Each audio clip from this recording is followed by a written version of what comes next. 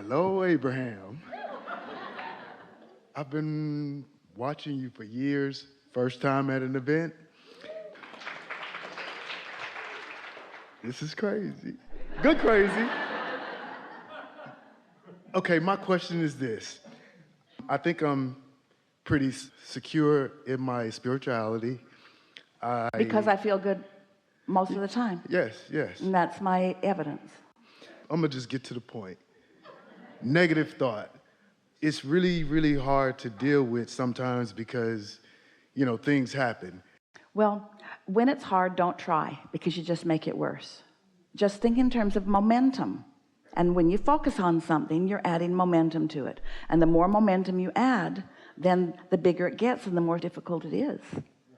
If you just keep remembering that you being in the receptive mode is the goal, because all the other work's done. Step 1 is done, step 2 is done, step 3 is to get into the receptive mode. So once you accept that receptive mode is the goal and you're in the middle of a negative thought, well, it's unlikely, if the momentum is strong, like you are describing here, it's unlikely that you're going to get to the receptive mode easily. So why not let it go until it just sort of subsides, and then you can pick it up when it's easier? Well, I'll give you an example. I was driving to see my brother. Like I said, I've been doing a lot of spiritual work. So before you go further, Yeah. We'd like to understand a little bit about the momentum with your brother. How do you get along with your brother? Oh, great. Yeah, so getting ready to be ready, going to see your brother. Right. Good momentum there. Good And then? momentum. But I was just consciously wanting to be aware of, I call it the little guy on my shoulder putting negative thoughts or showing me past negatives. That little guy got really manifested, didn't he? You turned that little thought form into something even bigger, didn't you? Has he got a pitchfork?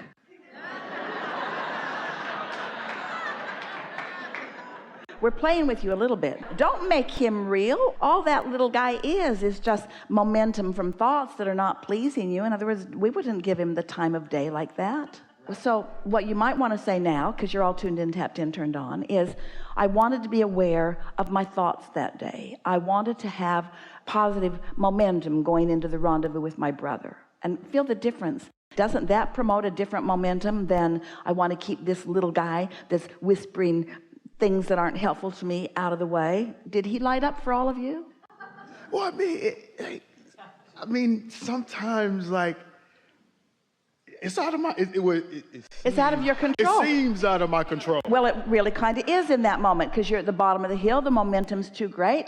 Just get out of the way, because there's not anything that you're going to really do to fix it right then, that red hot minute. But what we want to hear from you maybe is what was going on before that thought was so big that it was out of your control. In other words, it didn't just all of a sudden, you weren't just bipping along living happily ever after, and all of a sudden, boom, there he is.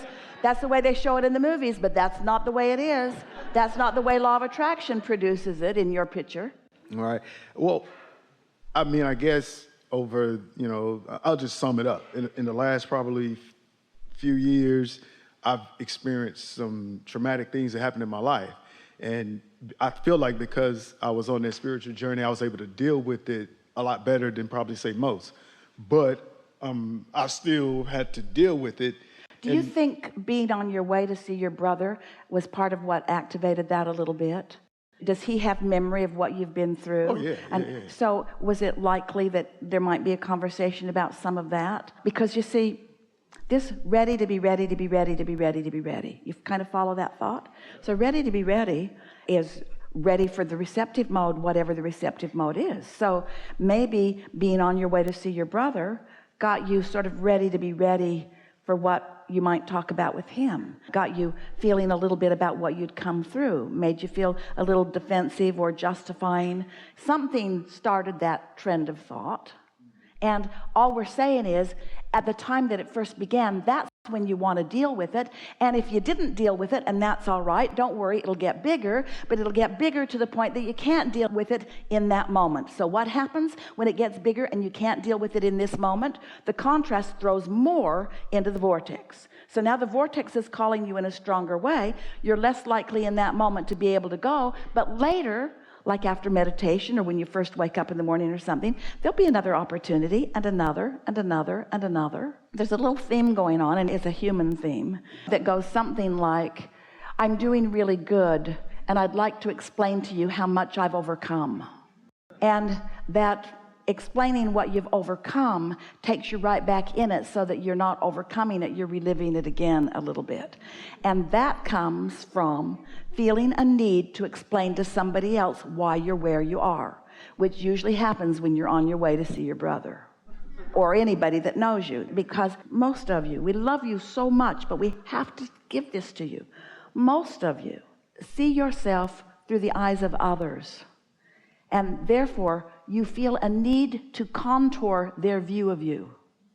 So you've got your nose in somebody else's business. You've got your nose in the business of what they think of you, and that's not your business. What they think of you is not your business, because you can't control what they think of you. You don't know how hard they're trying to stay in the receiving mode. They're just remembering all the bad stuff that went down earlier.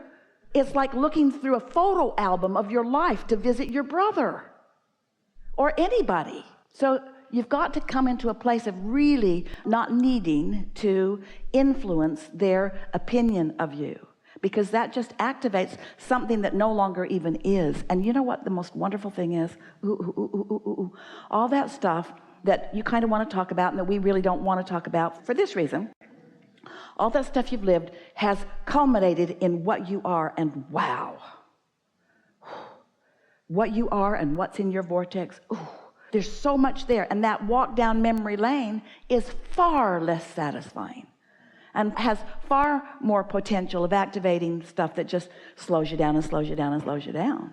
You've been listening to us for a while. So when you hear us say, when you know what you don't want, you know what you do want, and that rocket of desire goes into your vortex.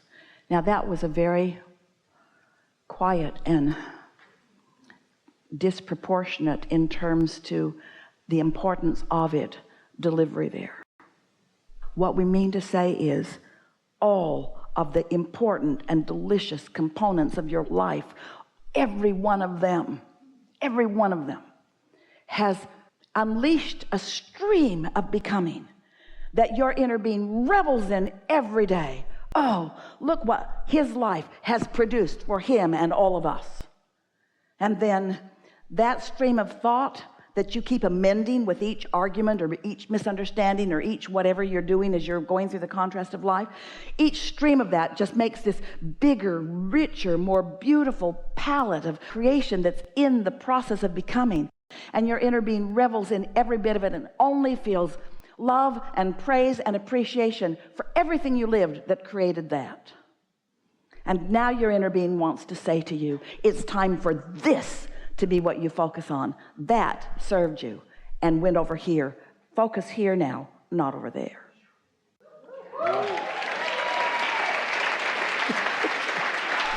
So, now there are a couple of reasons that we think that's a good idea. Here's the biggest one.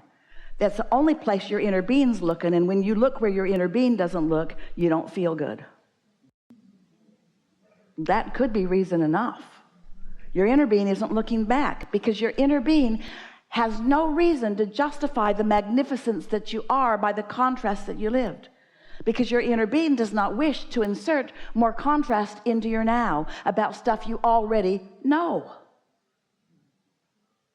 Isn't that nice? I've been following your teachings for about a year now. My life has changed incredibly, which is awesome. A couple questions I have on that is, in some of the things that we've talked through with several of the other people that have gone before, is it beneficial to look at all the good things that have happened that have brought you to this place from a place of appreciation to help you get into a place of more allowing? Yes, of course it is. And your question is taking us to a new place yet again, and you're really, really, really going to like this. We really, really, really, really, really, really, really like this. So, think in terms of law of attraction, start there. And then think about a life lived so far and all of the pieces of it. Some things vibrating on fearful discs, some things vibrating on appreciative discs. In other words, a lot of different things you've lived in your life. So now, You're not trying to think of anything necessarily. You're just focusing on things in your now that help you to feel good, or you're meditating and just letting your inner being set your vibrational tone. And now you've got a signal going that is going into your past and bringing anything beneficial right into your awareness now. All right, we'll say this again because we really want you to get this. You said, is it beneficial to think about positive things that have happened? Of course it is. But let's say that you are just in the best mood. You're tuned in, tapped in, turned on. You're in love with something or someone. You're just offering that vibration. Isn't that when you remember this lovely moment and that lovely moment and that great time and that great time? Isn't your now point of attraction attracting it from your present and from your future and from your past? Isn't that when that stuff lights up? Or let's say you're in a really bad mood. Something happened. Somebody was rude to you or whatever. And so that's what you're stewing on. Isn't that what you remember from your past? So we just want to take this opportunity, taking the bounce from this wonderful question that you just asked. Law of attraction is just going to give you wherever you're at all the time. So when you say, is it helpful to think those thoughts? We want to say, sure, it's helpful. But what we also want to say is, you can't help but think those thoughts when you're on the high-flying disc, and you can't help but think those thoughts when you're on a low-flying disc. We're wanting to clarify with you, what is your actual function? Because the better you feel, the better you feel, the better you feel. So it's like this cycle. I feel good, good feeling thoughts come to me, more good feeling thoughts come to me, more good feeling thoughts come to me. I'm ready to be ready, more good feeling experiences come, and I just have wonderful, wonderful, wonderful life. Or I'm in a bad mood, I don't feel too good, not really good feeling thoughts come forward. I remember this, and my old complaining buddy shows up, and we just complain about this and complain about that, and then we start drinking, and then we end up... Isn't law of attraction always afoot? Isn't law of attraction always responding? And so when you say, is it a good idea to think about good feeling experiences? We say, yes, it is a wonderfully good idea to think good feeling experiences about the past. But the reason that it's so wonderful is because it's an indicator of where you are right now. Because if you're in a bad mood, you are very hard pressed to find good things from back there.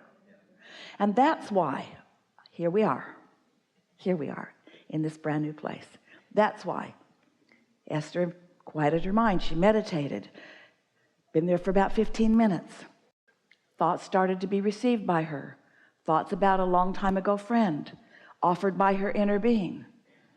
Then her own thoughts from where she'd last left them started to surface. But because she was on such a high-flying disc, when that thought came, that thought had to join these thoughts. It could not stay there under these conditions. That thought on that subject had to join these thoughts because we had the room. We are dominant. So the question that we want to pile on top of your question is, what am I bringing to the room? What am I, meaning you, what am I bringing to the room? What vibration am I entering the conversation with, or the opportunity for more expansion? What am I bringing to the room? And then we've been teasing you a little bit. When we're here, we bring so much to the room because we got all your inner beings and we've got you outnumbered. What we bring to the room is who you really are. And it's not easy for you to stay someplace else under these conditions. So we just want to say, don't think it to make something better happen. Be in the better place, and you'll think that. That's super helpful. That's very helpful.